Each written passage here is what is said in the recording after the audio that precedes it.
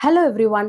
Freedom of speech அப்படின்றதுக்கு ஒரு எல்லைக்கோடு இருக்கா? இல்ல எல்லையே கிடையாதா? நம்ம ஃப்ரீடம் ஆஃப் ஸ்பீச் அப்படின்னா, நம்ம என்ன வேணாலும் பேசலாமா? இல்ல பேசுறதுக்கு ஒரு வகைமுறை இருக்குதா? இல்ல ஒரு பார்டர் இருக்கா? இது எல்லாமே இந்த கேள்விகள் எல்லாமே வந்து நம்ம ரீசென்ட் டைம்ஸ்ல கேட்டுட்டே இருக்கோம். ஏன் அப்படின்னா வந்து, நெறைய யூடியூபர்ஸ் அவங்க கான்டென்ட் கிரியேஷன் வைரல் ஆகணும் அப்படின்ற பேர்ல, இந்த ஃப்ரீடம் ஆஃப் ஸ்பீச் அப்படின்ற ஒரு விஷயத்த ரொம்ப ஓவரா யூஸ் பண்ணியிருக்காங்க. ஒரு பார்டர் லைன் தாண்டி போயிருக்காங்க. அப்படின்றதால இந்த கேள்வி நமக்கு பலமுறை நம்ம மைண்ட்ல வந்திருக்கு. How much is too much அப்படின்றத அடிக்கடி நம்ம இப்போ கேட்டுட்டே இருக்கோம். அது ஒரு வைரல் கன்டென்ட்டா இருக்கட்டும், இல்ல இன்ஸ்டால போடுற போஸ்ட்டா இருக்கட்டும், இது எல்லாத்தையும் நம்ம வந்து பார்க்கும்போது இந்த மாதிரி ஒரு கேள்வி பல விஷயத்த பார்க்கும்போது இருந்துகிட்டே இருந்தது. அதோடைய உச்சபட்ச நிலை தான் வந்து இப்போ இந்த வாரம் நீங்க நடந்துகிட்டு இருக்க ஒரு விஷயம். நம்ம நார்த் இந்தியால பார்த்தீங்கன்னா, ரன்வீர் அப்படின்னு ஒருத்தர் இருக்கிறாரு. அவருடைய ஃபுல் நேம் வந்து ரன்வீர் அலஹாடியா அப்படின்ற ஒருத்தரு, ஒரு ஷோல இந்தியா காட் லேட்டன்ட் அப்படின்ற ஒரு ஷோல ஒரு விஷயம் பேசியிருக்கிறாரு. அந்த விஷயத்த நீங்க பார்க்கும்போது, இந்த எல்லை கோடுகள எல்லாத்தையும் வந்து தாண்டி ஒரு விஷயம் பேசியிருக்காரு. அத என்னால இப்ப சொல்லக்கூட முடியல. அண்ட் அந்த போஸ்ட் இருக்கு. அத போட்டா கண்டிப்பா வந்து கவர்மெண்ட்ல இருந்து இந்த போஸ்ட ரெகுலேட் பண்ணி, கண்டிப்பா ரிமூவ் பண்றதா இருக்காங்க. இன்னும் சில ஃபியூ டேஸ்ல. அவரு என்ன பேசியிருக்காரு அப்படின்றத நான் இங்க கீழ சப்டைட்டில்ல போடுறேன். அவரு பேசுனது நம்ம கற்பனையெல்லாம் தாண்டி ஒரு விஷயமா இருக்கு. அத அவங்க ஹியூமர் அப்படின்னு சொல்றாங்க. பட் நம்ம வல்காரிட்டி அப்படின்னு சொல்றோம். ஸோ கண்டிப்பா இத நீங்க பார்க்கும்போது, how much is too much அப்படின்ற ஒரு கேள்வி உங்க எல்லாருடைய மைண்ட்லயும் வரும். அவரு இத எந்த ஷோல பேசினாரு? ஏன் பேசினாரு? அவரு யாரு? இந்த ஷோவ ரன் பண்றவங்க யாரு? இந்த பேனல் ஆஃப் ஜட்ஜஸ் யாரு? அது இல்லாம இந்த ஷோல இதுக்கு முன்னாடி இந்த மாதிரிலாம் என்னென்ன விஷயங்கள் நடந்திருக்கு? அண்ட் இந்த விஷயம் இப்படி மோசமா நடந்த பிறகு மக்களோட ரியாக்ஷன் என்ன? கவர்ன்மெண்ட் என்ன ஸ்டெப் எடுக்க போகுது? இது எல்லாத்த பத்தி தான் வந்து நம்ம இன்னைக்கு டிஸ்கஸ் பண்றோம். அண்ட் இது ரொம்ப ரொம்ப இம்பார்ட்டன்ட் அப்படின்னு நான் ஏன் நினைக்கிறேன் அப்படின்னா, நீங்க பார்க்குற பல பேர் பேரண்டா இருப்பீங்க. சிஸ்டர்ஸ், பிரதர்ஸா இருப்போம். நம்ம ஃபேமிலிக்குள்ள ஒரு குழந்தை இருக்கு. நம்ம ஃபேமிலிக்குள்ள இருக்கிற மெம்பர்ஸ் யாருமே இந்த மாதிரி ஒரு கான்டென்ட்ட கேட்கணும், பார்க்கணும் அப்படின்னு நம்ம நினைப்போமா? இப்போ இதிலே வந்து ஒரு குழந்தைங்க இருக்காங்க அப்படின்னா, அந்த குழந்தைங்க பார்க்குற மாரி இந்த கான்டென்ட் இருக்கா? ஏன் அப்படின்னா, ஏன் இத பத்தி நம்ம பேசுறோம் அப்படின்னா, இந்த யூடியூப் கான்டென்ட், இந்த யூடியூப் ஷோ வந்து அடல்ட்ரேட்டடா மார்க் பண்ணப்படல. இதுவே ஒரு படம் வருது, அதுல சில சீன்ஸ் எல்லாம் இப்படி இருக்கு அப்படின்னா, நம்ம ஏ ரேட்டட் போட்டுர்றோம். மீடியா எல்லாரும் பார்க்குற மாதிரி, இந்த மாதிரி ஏதாவது ப்ரொஃபானிட்டி யூஸ் பண்ணுச்சு அப்படின்னா, பீப் போட்டுர்றோம். இது எல்லாத்துக்குமே வந்து ஒரு ரெகுலேஷன் இருக்கு. ஆனா, YouTubeல போடுற பல கான்டென்ட்க்கு செல்ஃப் ரெகுலேஷன் மட்டும் தான் இருக்கு. ரெகுலேட் பண்றதுக்குன்னு ஒரு மீடியம் கிடையாது. அப்படி இருக்கும்போது, பல பேரு இந்த மாதிரி வல்காரிட்டி, ப்ரொஃபானிட்டி அது இல்லாம வந்து செக்சுவல் கான்டென்ட் இந்த மாதிரி எல்லாம் வந்து நெறைய விஷயங்கள் போடக்கூடாத விஷயத்த வைரல் ஆகுறதுக்காக, ஃபேமஸ் ஆகுறதுக்காக, சப்ஸ்கிரிப்ஷன், ஃபாலோவர்ஸ் வரணுன்றதுக்காக சாதாரணமா யூஸ் பண்றாங்க. இது எல்லாத்தோடைய உச்சபட்ச எல்லை கோட்டு தான் தொட்டு இன்னைக்கு ஒரு விஷயம் நடந்திருக்கு. இந்த ரன்வீர் அலாடியா அப்படின்ற ஒருத்தரு இந்த மாதிரி ஒரு காமெண்ட்ட பேசி வச்சிருக்கிறாரு. இப்படிப்பட்ட ஒரு ஷோ. இத பத்தி படிப்படியா தெரியாத நெறைய பேருக்கு இந்த ஷோனா என்ன? இது யார் இந்த ரன்வீர்? சன்மைன்னு இந்த ஷோவ டிசைன் பண்ணவரு சன்மை அப்படின்றவரு யாரு? இது வந்து ஃபுல் ஆஃப் ஒரு யங் யூடியூபர்ஸ். இவங்க எல்லாரும் யாரு? என்ன? இதோட பின்புறம் என்ன? இதோடைய ஆஃப்டர் எஃபெக்ட்ஸ் என்ன? இத பத்தி தான் இன்னைக்கு நம்ம விளாக்ல பேசப் போறோம்.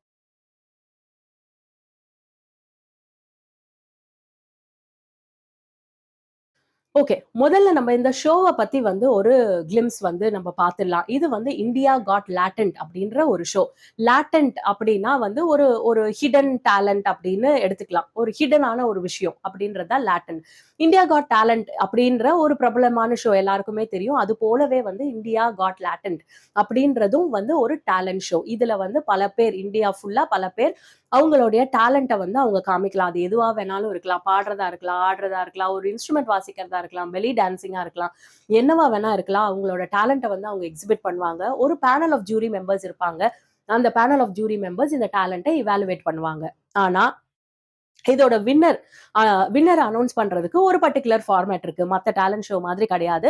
இதுல இருக்க ஃபார்மேட் என்ன அப்படின்னா, இப்ப நான் வந்து என்னோட டேலண்ட் எக்ஸிபிட் பண்ண வரேன் அப்படின்னா, நான் ஃபர்ஸ்ட் என்ன வந்து செல்ஃபா வந்து என்ன வந்து இவாலுவேட் பண்ணிக்குவேன். செல்ஃபா இவாலுவேட் பண்ணி இப்ப நான் பாடுறேன் அப்படின்னா, என்ன செல்ஃபா நான் 8 ரேட்டிங் நான் வந்து எனக்கு 1 அண்ட் 10க்குள்ள 8 ரேட்டிங் நான் எனக்கு குடுத்துக்கிறேன். அதுக்கப்புறம் என்னோட டேலண்ட் எக்ஸிபிட் பண்ண பிறகு அந்த ஜூரி மெம்பர்ஸ் எல்லாருமே வந்து அவங்களோட இவாலுவேஷன போடுவாங்க.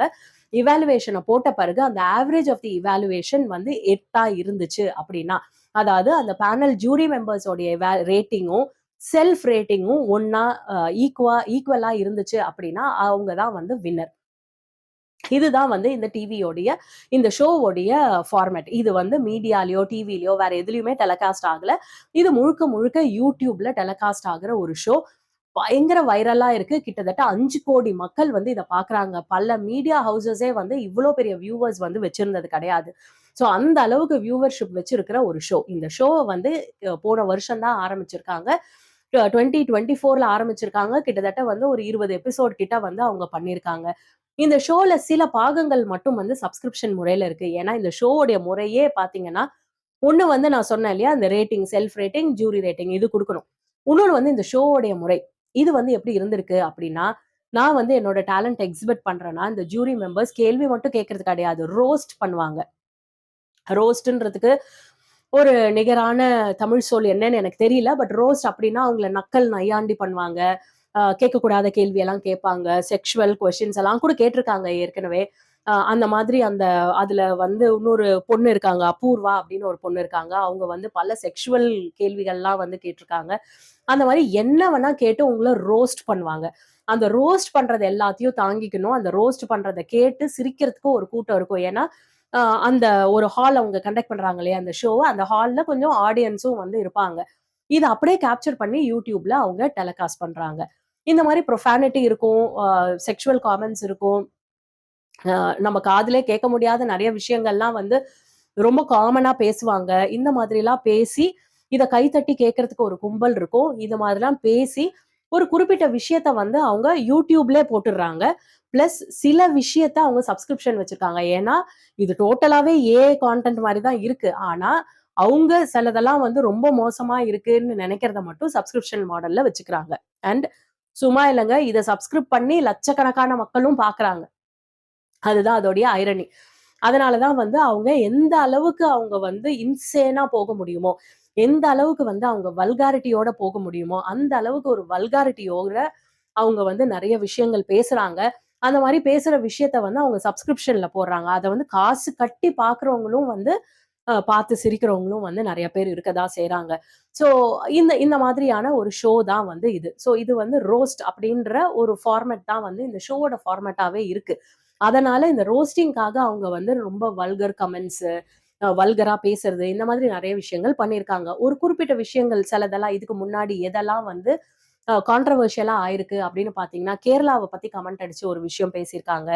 அதுக்கப்புறம் தீபிகா படுகோனுடைய டிப்ரஷன பத்தி அவங்க வந்து ரொம்ப மோசமா சித்தரிச்சு பேசியிருக்கிறாங்க. அப்புறம் வந்து அஸ்ஸாம்ல வந்து டாக் கறிய வந்து சாப்பிடுறத வந்து நக்கல் அடிச்சு பேசியிருக்காங்க. இந்த மாதிரி நக்கலா நெறைய விஷயத்த பத்தி என்ன வேணா பேசலாம் அப்படின்ற மாதிரி வந்து நெறைய பேசியிருக்காங்க. ஒரு பிசிக்கலி சேலஞ்ச்டா இருக்கிற ஒரு பெர்சன நக்கல் பண்ணி பேசியிருக்காங்க. இந்த மாதிரி நக்கல் நையாண்டியா வந்து நெறைய விஷயத்த பேசியிருக்காங்க. இது எல்லாமே ஏற்கனவேவும் கான்ட்ரோவர்சியலா நெறைய ஆச்சு. பட் ஓரளவுக்கு ஓகேன்றதுனால பல பேர் வந்து, ஓகே என்னவோ பேசுறாங்க அப்படின்னு விட்டுட்டு இருந்தாங்க. இதோடைய உச்சபட்சமா வந்து இந்த ரன்வீர் அப்படின்ற ஒருத்தர் பேசி வச்சது வந்து இதோடைய a feather on the cap மாதிரி பயங்கர வைரலா போயிடுச்சு. நான் ஏற்கனவே சொன்னேன் இல்லையா? கிட்டத்தட்ட 20 ஷோ வந்து 20 எபிசோட்ஸ் வந்து அவங்க பண்ணியிருக்காங்க. அதுல பார்த்தீங்கன்னா, டிஃபரெண்டான ஜூரி மெம்பர்ஸ் எல்லாம் வருவாங்க. இதுல வந்து இந்த சன்மை அப்படின்றவரு தான் வந்து சமை ரெய்னா சமை ரெய்னா அப்படின்றவரு தான் வந்து வந்து இத வந்து இந்த ஃபார்மேட்ட வந்து கண்டுபிடிச்சவரு. அவரோட சேனல்ல தான் வந்து இத பிராட்காஸ்ட் பண்றாங்க. அவரு வந்து எல்லாத்துலயும் வந்து இருப்பாரு. அது இல்லாம வந்து நெறைய ஜூரி மெம்பர்ஸ் எல்லாம் வந்து மாறிக்கிட்டே இருப்பாங்க. அந்த மாதிரி ஜூரி மெம்பர்ஸ் பார்த்தீங்கன்னா, இந்த டிஜிட்டலா ஃபேமஸா இருக்கிறவங்க. அதுக்கப்புறம் வந்து ஸ்டாண்ட் அப் காமெடி பண்றவங்க, இவங்கலாம் வந்து செலிபிரிட்டீஸ் நெறைய பேரு. இவங்கலாம் வந்து ஜூரில வருவாங்க. வந்து அந்த பார்ட்டிசிபென்ட்ஸ ரோஸ்ட் பண்ணுவாங்க, கேள்வி கேட்பாங்க. என்ன வேணா கேட்கலாம். அவங்க ஃப்ரீ டூ ஆஸ்க் எனிதிங் அப்படின்ற மாதிரி என்ன வேணா கேட்பாங்க. இத பார்த்து எல்லாரும் வந்து ஆடியன்ஸ் எல்லாரும் வந்து சிரிப்பாங்க. ஸோ இது வந்து ஒரு ஃபார்மேட்டா இருந்தது. அதுல லேட்டஸ்ட்டா ஒரு எபிசோடுக்கு இந்த ரன்வீர் அல்ஹாடியா அப்படின்ற ஒருத்தர இன்வைட் பண்ணியிருக்காங்க. அந்த பேனல் ஆஃப் ஜூரில இன்வைட் பண்ணியிருக்காங்க. ஸோ அவரு வந்து இந்த பேனல்ல இருக்கும்போது பேசின ஒரு விஷயம் தான் வந்து இப்ப ரொம்ப மோசமா எல்லார் முன்னாடியும் இந்த ஷோ இந்த மோசமான ஷோ தான். பட் மோசமா வெளியில சித்தரிக்கப்பட்டு நெறைய பேர் இதுக்கு ரிட்டாலியேட் பண்ணி, ஸோ அவரு என்ன பேசினாரு அப்படின்றத நான் மறுபடியும் வந்து கீழ கேப்ஷன்ல போடுறேன். கேப்ஷன்ல பார்த்துக்கோங்க. அவரு இந்த மாதிரி இப்ப ரன்வீர் அப்படின்றவரு யாருன்னு பார்த்தீங்கன்னா, அவரும் வந்து ரொம்ப ரொம்ப ரொம்ப ஒரு ஃபேமஸான celebrity. Digital celebrity. Of course நம்ம சொல்லணும் அப்படின்னா, he is one of the top YouTuber of India. And அவரு மோடி கையால ஒரு விருது வாங்கியிருக்கிறாரு போன போன வருஷம். போன வருஷம் பார்த்தீங்கன்னா, டிஸ்ரப்டர் ஆஃப் தி இயர் அப்படின்ற ஒரு அவார்ட் வாங்கியிருக்காரு. நிஜம்தான் போல இருக்கு. டிஸ்ரப்டர் அப்படிதான். அவரு கரெக்ட்டான பேரு தான் வந்து குடுத்துருக்காங்க. ஆனா அவரு மேடையிலே வந்து என்ன சொல்லியிருப்பாரு அப்படின்னா, மேடையில மோடி கிட்ட இருந்து அவார்ட் வாங்குன பிறகு மோடி வந்து நம்ம பிரைம் மினிஸ்டர் மோடி வந்து சொல்வாரு, "இந்த மாரிப்பா நீ நெறைய கான்டென்ட்லாம் போடுற. ரொம்ப வைரலா இருக்க. நெறைய பேர் உன்ன ஃபாலோ பண்றாங்க. ஸ்லீப்லெஸ்னஸ பத்தி நீ வந்து தூக்கம் வராம இருக்கிறத பத்தி நீ சில கான்டென்ட் எல்லாம் போடு அப்படின்னு சொல்றாரு. ஏன்னா நான் வந்து இதனால அவஸ்தைப்படுறேன். அதனால அத பத்தி சில கான்டென்ட் போடு அப்படின்னு சொல்லும்போது, அவரு வந்து நம்ம பிரைம் மினிஸ்டர் கிட்டயே மேடையில அவ்ளோ பேர் முன்னாடி மேடையில வந்து அவர் என்ன சொல்றாரு அப்படின்னா, எனக்கு வந்து மூடு வந்துடுச்சு. நான் வந்து இப்ப உங்கள வச்சு கான்டென்ட் பண்ணணும் அப்படின்னு அவரு வந்து சொல்றாரு. ஜோக்கு அப்படின்னு அவரு சொல்றாரு அத. ஸோ ஒரு மேடையில அவர் இப்படி நம்ம பிஎம்ம பார்த்து பேசும்போதே அவர தலையில கொட்டி உட்கார வச்சிருக்கணும். ஆனா நம்ம அத செய்யல. ஸோ அதனால இன்னைக்கு வளர்ந்து ரொம்ப பெரிய ஆள் ஆயி, இப்ப இப்படியெல்லாம் வந்து அவரு பேசிட்டு இருக்கிறாரு. ஸோ அவரு யாரு அப்படின்றத பார்த்தீங்கன்னா, அவரு வந்து 2020ல இருந்து ரொம்ப ஃபேமஸா ஒரு யூடியூப் கான்டென்ட் கிரியேட்டரா வந்து ஆயிருக்காரு. அவரு வந்து நெறைய வெல்னஸ பத்தி பேசியிருக்காரு. அவரு அவரு வந்து ஒரு ஒரு பியர் பைசெப்ஸ் அப்படின்ற ஒரு சேனல் நடத்துறாரு. இந்த பியர் பைசெப்ஸ் அப்படின்றது ஒரு சேனல் மட்டும் இல்ல. அது ஒரு மீடியா கம்பெனியே. பியர் பைசெப்ஸ் அப்படின்றது ஒரு மீடியா கம்பெனி. இதுக்கு கீழ வந்து கிட்டத்தட்ட வந்து ஒரு 12 சேனல்ஸ் இருக்கு. இந்த 12 சேனல்ஸ்ல வந்து அவரு வந்து கிட்டத்தட்ட வந்து ஒரு ஏகப்பட்ட பில்லியன் வியூஸ வந்து அவரு வந்து வச்சிருக்கிறாரு. அதனால he is one of the top content creators of India. அவரு தான் வந்து டாப் 5ல இருக்காரு அப்படின்றத வந்து வச்சுக்கோங்க. ஸோ அவருக்கு கீழ வந்து இத்தன சேனல்ஸ் இருக்கு. இத்தன சேனல்ஸ்ல வந்து வெல்னஸ பத்தி புரோகிராம் போடுறாரு. அவரே வந்து ஒரு பாட்காஸ்ட் நடத்துறாரு. பியர் பைசெப்ஸ் என்ற பெயர் கீழ. அது வந்து ரொம்ப ரொம்ப ஃபேமஸான பாட்காஸ்ட். அதுல வந்து நிதின் கட்கரி, நம்மளுடைய மினிஸ்டர்ஸ் எல்லாருமே வந்திருக்காங்கங்க. நிதின் கட்கரே, நம்ம வெளியுறவுத்துறை அமைச்சர் அவரு வந்திருக்காரு. நெறைய மினிஸ்டர்ஸ், அதுவும் பிஜேபி மினிஸ்டர்ஸ் எஸ்பெஷலி நெறைய பேர் வந்து அதுல வந்திருக்காங்க. பயங்கரமா அவர்ட்ட பேசியிருக்காங்க. அதுலயும் ஒரு கான்ட்ரோவர்ஷியலா நெறைய அவருடைய பாட்காஸ்ட்லயும் வந்து நெறைய ஓப்பனா பேசுறோம் அப்படின்ற பேர்ல வந்து நெறைய நக்கல் நையாண்டி எல்லாம் வந்து அதுலயும் வந்து இருக்கும். பட் அதுலலாம் ஓரளவுக்கு அக்செப்ட் பண்ணிட்டு இருந்தாங்க. கொஞ்சம் கொஞ்சம் அவர் வந்து இந்த ஒப்சீன் கமெண்ட்ஸ், வல்காரிட்டி அந்த மாதிரி சில விஷயங்கள்லாம் அவருடைய கான்டென்ட்ல நெறைய பண்ணிட்டு தான் இருந்தாரு. பிளஸ் வந்து அவர் வந்து அடிக்ஷன்ல இருந்து அவரு அடிக்டடா இருந்ததுல இருந்து அவர் எப்படி அடிக்ஷன்ல இருந்து வெளியில வந்திருக்கேன் அப்படின்னு சொல்லி இந்த மாதிரி பல வைரல் கன்டென்ட்ஸ உருவாக்கி அவர் வந்து டாப் யூடியூபரா வந்து இருக்கிறாரு. ஸோ அவரு டாப் யூடியூபரா இருக்கிறதுனால, அவர ஒன் ஆஃப் த ஜூரி மெம்பரா வந்து இதுக்கு கூப்ட்டுருக்காங்க. ஸோ அவரு ஏற்கனவே அவர் மேல நெறைய கிரிட்டிசிசம் இந்த மாதிரி சின்ன சின்னதா நெறைய இருந்தா கூட, இது வந்து on top of all of the thing, all of his vulgarity இது வந்து பயங்கர ஒரு பூமா வந்து வெடிச்சிருச்சு இந்த வாரம். இது வெடிச்சு எப்படி இருந்தாலும் இந்த மாதிரி ஒருத்தர் எப்படி பேச முடியும்? அப்படின்றது வந்து நமக்கு இன்னைக்கு வரைக்கும் என்னால வந்து கற்பனையே பண்ண முடியல. இத வந்து நம்ம நெனச்சு கூட பார்க்க முடியாது. இது ஒருத்தர் வாயால எப்படி இத சொல்றாரு? இந்த கான்டென்ட்ட சொல்லிட்டு அவருக்கு கொஞ்சம் கூட ஒரு மாதிரி இல்லையா? அப்படின்றதெல்லாம் வந்து நம்மளுக்கு பல கேள்விகள் இருக்கு. But setting all that apart இது வந்து நடந்த பிறகு வந்து கவர்ன்மெண்ட் வந்து அ எல்லா துறையில இருந்தும், அதாவது எல்லா சைட்ல இருந்தும் வந்து ஆக்ஷன் எடுக்குறாங்க. பிராட்காஸ்டிங் டீம் வந்து நம்மளோட பிராட்காஸ்டிங் டிபார்ட்மெண்ட் வந்து யூடியூப்ட்ட சொல்லி, இந்த கான்டென்ட் எல்லா இடத்துலயும் ரிமூவ் பண்ண சொல்றாங்க. பல மினிஸ்டர்ஸ் வந்து இதுக்கு ஆப்போசிஷன் தெரிவிச்சிருக்காங்க. இன்க்ளூடிங் மகாராஷ்டிராவோட சிஎம் ஃபட்னாவிஸ். அவர் வந்து என்ன சொல்லியிருக்காருன்னா, ஃப்ரீடம் ஆஃப் ஸ்பீச்சுக்கு அ எல்லாருக்குமே ஃப்ரீடம் ஆஃப் ஸ்பீச் இருக்கத்தான் செய்யுது. ஆனா, அதுக்கு ஒரு பார்டர் லைன் இருக்கு. அந்த பவுண்டரிய தாண்டுற யாரையும் நாங்க ஆக்ஷன் எடுக்காம விடமாட்டோம் அப்படின்னு போலீஸ் ஆக்ஷன் எடுக்க சொல்லியிருக்காங்க.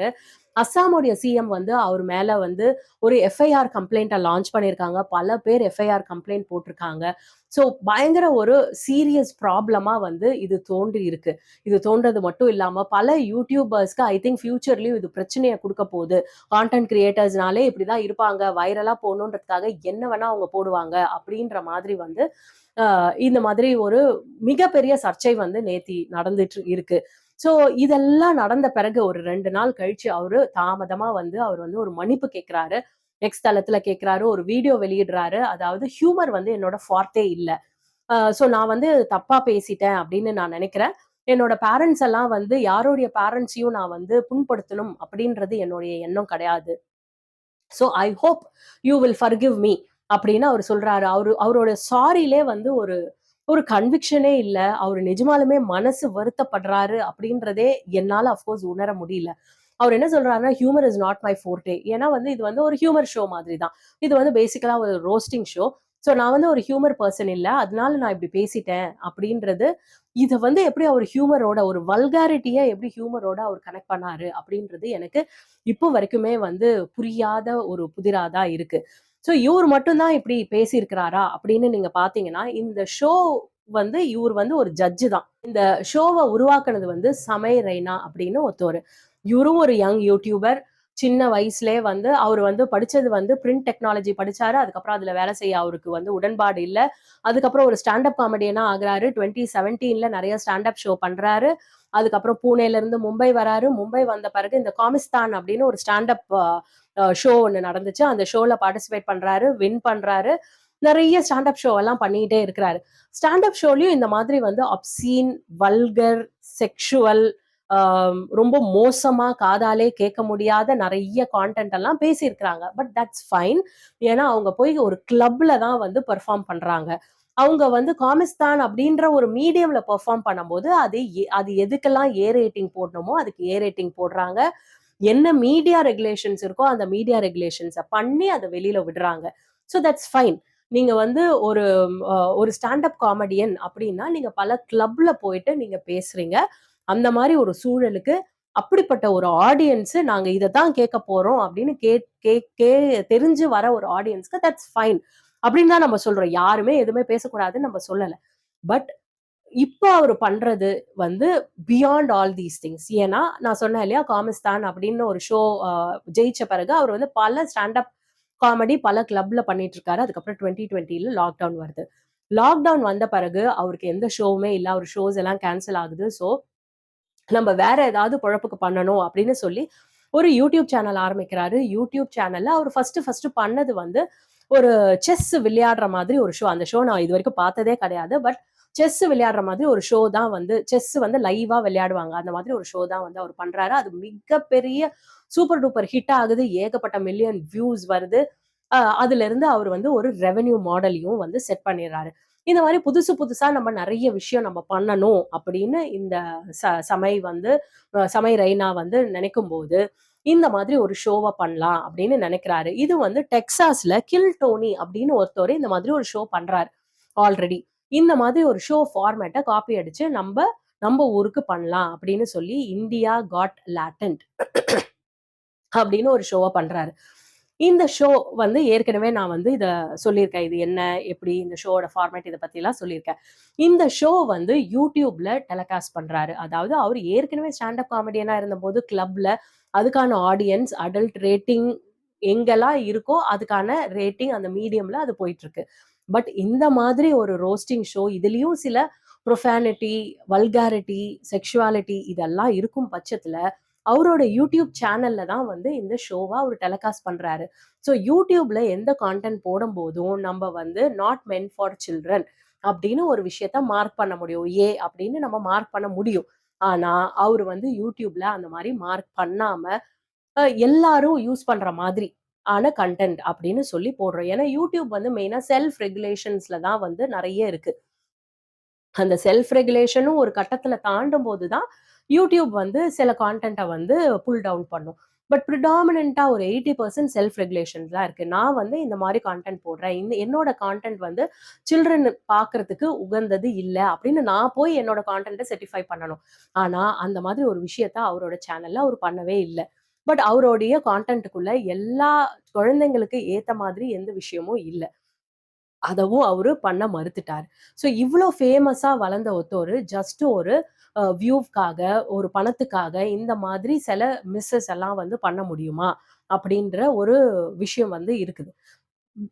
இதெல்லாம் தாண்டி வந்து இது வந்து ஒரு நியூ ஃபார்மேட்டா அப்படின்னு கேட்டீங்கன்னா வந்து, இதுல ஒரு பெரிய இன்னோவேட்டிவ் நியூ ஃபார்மேட் அப்படியெல்லாம் வந்து இதுல வந்து எதுவுமே கிடையாது. அண்ட் ஈவன் இந்த ரன்வீர் பேசின இந்த விஷயம் கூட, இன்னொரு ஷோல இருந்து எக்ஸாக்ட்டா இதே வெர்பாட்டிமா இன்னொரு யுஎஸ்ல ஒரு ஷோல பேசியிருக்காங்க. அதே விஷயத்த அப்படியே அவர் காப்பி அடிச்சு டைரக்ட்டா பேசியிருக்கிறாரு. ஸோ அப்படிதான் வந்து எல்லாருமே சொல்றாங்க. அந்த யுஎஸ்ல அந்த ஷோவோடைய கிளிம்ஸையும் வந்து நெறைய சேனல்ஸ் வந்து போட்டிருக்காங்க. அதுல எக்ஸாக்ட்டா என்ன வார்த்தை பேசினாரோ, அதே வார்த்தைய அவரு இங்க பேசியிருக்காரு. அஃப்கோர்ஸ் யுஎஸ்ல அது பெரிய ஒரு பேக் ஸ்லாஷா அவங்களுக்கு வரல. ஸோ இதுல சன்மை அண்ட் ரன்வீர் மட்டும் தானா, இன்னொருத்தவங்க இருக்காங்க. ரன்வீர் பேசினதையாவது என்னால வந்து கீழ சப்டைட்டில்ல போட முடியும். ஆனா, இவங்க பேர் வந்து அபூர்வா முக்கிஜா. அபூர்வா முக்கிஜா பேசுனத இந்த சப்டைட்டில்ல கூட போட முடியாத அளவுக்கு ரன்வீர் பேசுனது எப்படி ஒரு வல்கரான கன்டென்ட்டோ, அதே மாரி இவங்க அபூர்வா பேசுனது ஒரு செக்சுவலான கமெண்ட். அத நான் இங்க கீழ போட போறது கூட கிடையாது. ஸோ அவங்க யாரு அப்டின்னா, அவங்க வந்து ரொம்ப ரொம்ப ஒரு young digital celebrity. She is a fashionista. அவங்க வந்து ரொம்ப ரொம்ப யங்கான பெர்சன். இன்ஸ்டால 2.7 மில்லியன் ஃபாலோவர்ஸ் வச்சிருக்காங்க. அண்ட் அவங்க வந்து ஷார்ட் காமெடி கான்டென்ட்ஸ் எல்லாம் நெறைய பண்றாங்க. இண்டிவிஜுவல் கான்ட்ரிபியூட்டர் தான். அவங்க வந்து இந்த மாதிரி பயங்கர ஃபேமஸா நெறைய ஆன பிறகு அவங்கள நைக்கி ஸ்பான்சர் பண்றாங்க, அமேசான் ஸ்பான்சர் பண்றாங்க. அண்ட் நெறைய ப்ராடக்ட் லான்ச்சஸ்க்கு கூப்பிடுறாங்க. அவங்க வந்து ஒரு ஃபேஷனிஸ்டா அப்படின்றதுனால க்ளோத்திங் லேபிள் லான்ச்சோடைய ராம்ப் ஷோஸ்க்கெல்லாம் வந்து அவங்க கூப்பிடுறாங்க. ஷி இஸ் ரியலி ஒரு ஒரு மீடியா செலிபிரிட்டி மாதிரி, ஒரு ஆக்ட்ரஸ் லெவலுக்கு அவங்க வந்து பயங்கர பயங்கர ஃபேமஸா இருக்காங்க. நெறைய இந்த மாதிரியான ப்ராடக்ட் லான்ச்சஸ், ராம்ப் ஷோஸு இந்த மாரி விஷயம்லாம் பண்றாங்க. இவங்களையும் ஒன் ஆஃப் தி ஜட்ஜா வந்து இந்த ஷோக்கு கூப்ட்டுருக்காங்க. அண்ட் இவங்களும் இந்த மாதிரி ப்ரொஃபானிட்டி அண்ட் வல்காரிட்டியோட ஏகப்பட்ட காமெண்ட்ஸ் வந்து இவங்க வந்து ரொம்ப மோசமா வந்து பேசியிருக்காங்க. ஸோ இந்த 3 பேருமே வந்து ரொம்ப யங் டிஜிட்டல் கிரியேட்டர்ஸ். ஸோ இந்த இந்த யங் டிஜிட்டல் கிரியேட்டர்ஸ்க்கு வந்து there is a huge urge to get more views, more followers இதெல்லாம் இருக்கு. அஃப்கோர்ஸ் இவங்க எல்லாருமே வந்து ஹார்ட் வொர்க்கிங் பீப்பிள் தான். இப்ப நீங்க ரன்வீரா இருக்கட்டும், இந்த சமையா இருக்கட்டும், இவங்க எல்லாருமே வந்து டே இன் அண்ட் டே அவுட் வந்து பயங்கர பயங்கர ஹார்ட் வொர்க்கிங்கா இருக்காங்க. ஈவன் இப்ப இந்த சமை ரெய்னா பார்த்தீங்க அப்படின்னா, அவன் வந்து இந்த கான்டென்ட் கிரியேட் பண்ணணும் அப்படின்னு சொல்லி கிட்டத்தட்ட 20 மணி நேரம் வந்து லேப்டாப்பையும், மொபைலையும் பார்த்து பார்த்து அவனுடைய கண்ணே வந்து பிரச்சனை ஆயிடுச்சு அப்படின்னு சொல்றான். அந்த அளவுக்கு வந்து he is addicted in creation and all those things. But அது எல்லாமே ஒரு பாயிண்ட்க்கு மேல போகும்போது, ரொம்ப வந்து எத பண்ணணும், எத பண்ணக்கூடாது அப்படின்ற ஒரு சென்ஸயே வந்து தே loose. And with more views, more followers you get more responsibility. So நம்மளுக்கே வந்து ஒரு self regulation, self responsibility I think with age only it comes. Somehow I always feel ரொம்ப சின்ன வயசுல வந்து யூ டோன்ட் நோ இல்ல. நெறைய விஷயங்கள் வந்து உங்களுக்கு தெரியாது. இவங்க எல்லாருமே வந்து ரொம்ப சின்ன பசங்க. So they they go after hard work of course. And they do a lot of content. And அந்த ஒரு வியூ, அந்த ஒரு அட்ரிலின் ரஷ் குடுக்குது இல்லையா? இவ்ளோ மில்லியன் வியூஸ் வரும்போது, அதுக்காக வந்து நம்ம என்ன வேணா பண்ணலாம் அப்படின்றபோது, அந்த பார்டர் லைன அப்பப்போ வந்து அவங்க கிராஸ் பண்றாங்க. அதோடைய விளைவு இப்போ என்ன அப்படின்னா, நான் சொன்ன மாரி சிஎம் மினிஸ்டரும் ஆல்ரெடி ஒரு கம்ப்ளைண்ட் குடுத்திருக்காரு. அசாமுடைய சிஎம் வந்து எஃப்ஐஆர் லான்ச் பண்ணிட்டாரு. பல பேரு, பல மீடியம்ஸ் வந்து இவங்கள வந்து இவங்க மேல வந்து கம்ப்ளைண்ட் குடுத்திருக்கு. YouTubeல வந்து இவங்களோட கான்டென்ட் எல்லாம் ரிமூவ் பண்ண போறதா வந்து பிராட்காஸ்டிங் டிபார்ட்மெண்ட் சொல்றாங்க. இது எல்லாத்தையும் தாண்டி இவங்க எதுக்காக இதெல்லாம் பண்ணாங்களோ, அவங்களுடைய சப்ஸ்கிரிப்ஷன். இப்ப ரன்வீரோடைய சப்ஸ்கிரிப்ஷன் பார்த்தீங்கன்னா, கிட்டத்தட்ட 2 மில்லியன் சப்ஸ்கிரைபர்ஸ் வந்து அன்சப்ஸ்கிரைப் பண்ணிட்டாங்க அப்படின்னு சொல்றாங்க. அவ்ளோ பேர் வந்து அன்சப்ஸ்கிரைப் பண்ணிட்டு இருக்காங்க. இதுக்காக தான் வந்து அவங்க இவ்ளோ ஹார்ட் ஒர்க் பண்ணியிருக்காங்க. இவ்ளோ விஷயங்கள் அவங்க பண்ணதுக்கு காரணமே வந்து இந்த சப்ஸ்கிரிப்ஷன் அண்ட் ஃபாலோவர்ஸ் தான். அதுவே வந்து அவங்களுக்கு படிப்படியா கம்மியாயிட்டே வருது. ஸோ இவ்ளோ பெரிய பேட் நேம் வந்த பிறகு அவங்களுக்கு வந்து ஒரு ஸ்பான்சர்ஷிப் ஆகட்டும், அவங்கள பேக்கப் பண்ற ஸ்பான்சர்ஸா இருக்கட்டும், இவங்க எல்லாருமே வந்து இவங்க கிட்ட இருந்து விலக ஆரம்பிச்சுட்டாங்க. ஸோ இது வந்து அவங்களுக்கு ஒரு பெரிய பெரிய பேக் ஸ்லாஷா இருக்கு. ஸோ நீங்க YouTubeல பயங்கர ஃபேமஸ் ஆன பிறகு, நம்ப எந்த அளவுக்கு நம்மளோட கான்டென்ட் இருக்கணும். நமக்குன்னு ஒரு செல்ஃப் ரெஸ்பான்சிபிலிட்டி இருக்கா? நம்ம ஒரு இன்ஃப்ளூயன்சரா நம்ம சொல்றது கரெக்ட்டா? நம்ம சொல்றது வந்து எந்த அளவுக்கு வந்து அ மக்கள வந்து ரீச் பண்ணும்? எவ்ளோ பெரிய இம்பாக்ட்ட கிரியேட் பண்ணணும்னு நம்ம முதல்ல புரிஞ்சுக்கணும். ஸோ நம்மளோட வேல்யூ முதல்ல நமக்கு தெரிஞ்சா தான் வந்து நம்ம வந்து அ நம்ம போடுற கான்டென்ட் வந்து எவ்ளோ முக்கியம்? எத்தன பேர அது இம்பாக்ட் பண்ணும்? அப்படின்றது எல்லாத்தையும் நம்ம செல்ஃப் இவாலுவேட் பண்ணி தான் நம்ம வந்து இதெல்லாம் வந்து போடணும். பிளஸ் வந்து இனிஷியலா வந்து ஒரு ஸ்பைக் ஆஃப் ஃபாலோவர்ஸ் வர்றது பெரிய விஷயம் இல்ல. பட் ஆனா, பல காலங்கள் கடந்து அத நம்ம மெயின்டெயின் பண்றது ரொம்ப ரொம்ப முக்கியமான விஷயமா இருக்கு. நம்ம ஏற்கனவே நம்ம சொன்ன மாதிரி ஒரு மீடியால, இப்போ ஒரு தியேட்டர்ல இல்ல நீங்க வந்து ஒரு மீடியா சேனல்ல, நியூஸ் சேனல்ல நீங்க ஒரு விஷயத்த போடுறீங்கன்னா, ரெகுலேஷனுக்கு பல மீடியம் இருக்கு. பட் நீங்க YouTubeல போடும்போது self regulation is the only regulation. அதுதான் வந்து first and last regulation. Of course இந்த மாதிரி வந்து ஒரு எல்லைக்கோட்ட தாண்டி போகும்போது there will be a bust. And அந்த பஸ்ட்ட வந்து யாராலயுமே வந்து அந்த கான்டென்ட் கிரியேட்டர்லால தாங்கிக்கவே முடியாத அளவுக்கு ஒரு பஸ்ட்டா இருக்கும். ஸோ அது இல்லாம செல்ஃப் ரெகுலேஷனா நம்ம வந்து நெறைய விஷயங்கள பார்த்து போடும்போது அஃப்கோர்ஸ் ஆ வளர்ச்சி வந்து படிப்படியா இருக்குமே வழிய, பட் இது வந்து கான்ஸ்டன்ட்டா இருக்கும் அப்படின்றது தான் வந்து என்னுடைய ஒரு கருத்து. பிளஸ் இந்த கான்டென்ட் கிரியேட்டர்ஸ் மட்டும் இல்ல. இந்த கான்டென்ட் எல்லாத்தையும் பார்க்குறவங்க, இத வந்து இத பார்க்குறவங்க, கேட்குறவங்க இவங்களும் வந்து கொஞ்சம் ரெஸ்பான்சிபிளா இருக்கணும். ஐ திங்க் நம்ம எப்படி வந்து ஒரு ஒரு படத்துக்கு சொல்றோம். இதெல்லாம் நீங்க பார்க்கறதுனால தான் வந்து இந்த மாதிரி ஒரு படம் எடுக்குறாங்க அப்படின்னு சொல்றோம் இல்லையா? அதே மாதிரி இத இத்தன மில்லியன் பேர் சப்ஸ்கிரைப் பண்ணி பார்க்குறீங்க. அப்போ இதுதான் வேணும் அப்படின்னு அந்த கான்டென்ட் கிரியேட்டர்ஸ் பண்ணுவாங்க. நான் எல்லாரும் சொன்ன மாதிரி இந்த கான்டென்ட் கிரியேட்டர்ஸ மட்டுமே தப்பு சொல்ல முடியாது. ஏன்னா, இந்த மாதிரி ஒரு கான்டென்ட்க்கு தான் பல மில்லியன் வியூஸ் வருது. அப்ப வாட் டஸ் இட் கன்வே? இந்த மாதிரி பண்ணா தான் நம்மள நெறைய பேர் பார்ப்பாங்க. ஸோ நெறைய பேர் பார்க்கணுன்றது தான் இதோட ஐடியாவே. அப்ப அப்படித்தானே ஒரு கான்டென்ட் வரும். ஸோ வியூவர்ஸ் ஆன நம்பளும் வந்து நம்ம என்ன பண்ணணும் அப்படின்னா, நம்ம எத பார்க்கணும், எத பார்க்க வேண்டாம், எத பார்க்கக்கூடாதுன்னு நெனைச்சோமோ, அத அன்சப்ஸ்கிரைப் பண்ணுங்க. அந்த மாதிரி ஒரு முடிவு எடுத்தா தான், நம்ப வந்து நம்பளோட ஃபேமிலிக்குள்ள ஒரு குழந்தை இருக்கு அப்டின்னா, அவங்க என்ன கான்டென்ட்ட பார்க்குறாங்க அப்டின்றத நம்ம கொஞ்சம் ரெகுலேட் பண்ண முடியும். ஸோ இதுக்கு ஒரு மீடியம் YouTubeக்கு ஒரு மீடியம் இல்லாத போது, நம்ப வந்து செல்ஃப் ரெகுலேஷன், வியூவரோட ரெகுலேஷன் இது எல்லாம் தான் வந்து நம்மளோட YouTubeஓட கான்டென்ட்ட ஒரு நல்ல கான்டென்ட்டா மாத்தப் போது. கண்டிப்பா வந்து வியூவர்ஸ் ஆன நம்ப நல்ல கான்டென்ட்ட சூஸ் பண்ணி பார்க்கும் பட்சத்துல, கண்டிப்பா கிரியேட்டர்ஸும் மாறிடுவாங்க அப்படின்றது தான் வந்து என்னோட கருத்து. ஸோ இன்னைக்கு இந்த விஷயத்த பத்தி நீங்க ஏ டூ இசட் புரிஞ்சுட்டு இருப்பீங்கன்னு நெனைக்கிறேன். பாய் ஃபார் நவ்.